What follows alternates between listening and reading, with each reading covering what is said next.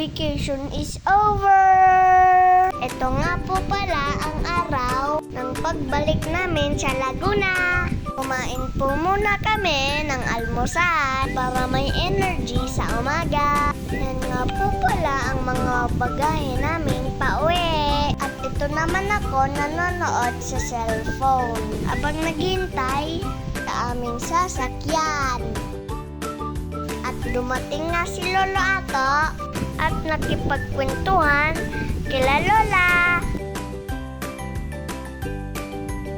Dumating na po ang car na sasakyan namin pabalik ng Laguna. Nagpaalam at nag-kiss na din ako kay Lola. At sumakay na din po kami sa sasakyan.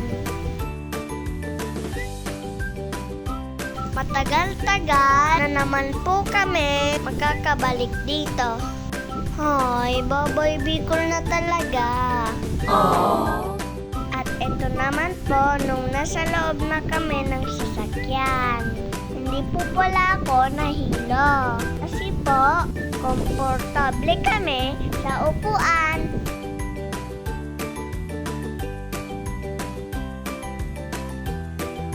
Nakatulog na po ako dyan. Naantok na po kasi ako dahil po maaga kong gumising.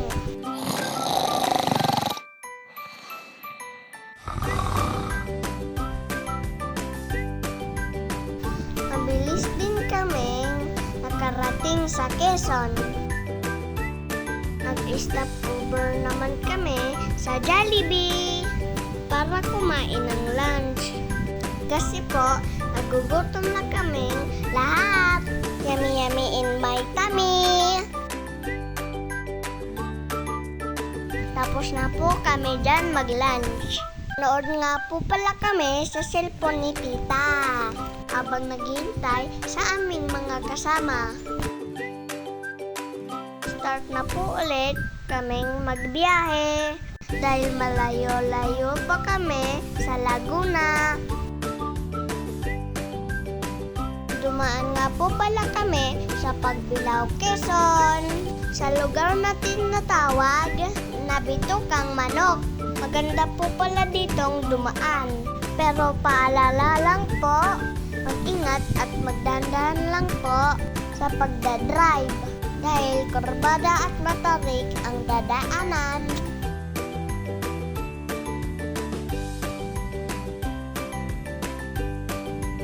Dito nga po, nagising na ako at hindi na nakatulog ulit.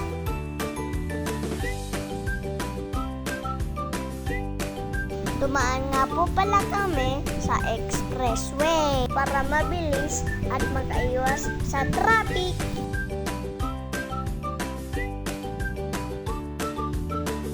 Ginabi na nga po pala kami sa daan.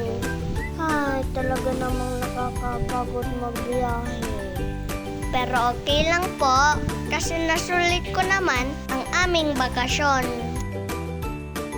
At sa wakas, nakauwi na kami sa bahay. Thank you Lord, at safe kami nakauwi sa bahay. Aww.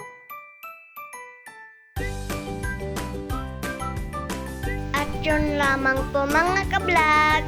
Maraming salamat sa panonood. See you on our next video. Bye-bye!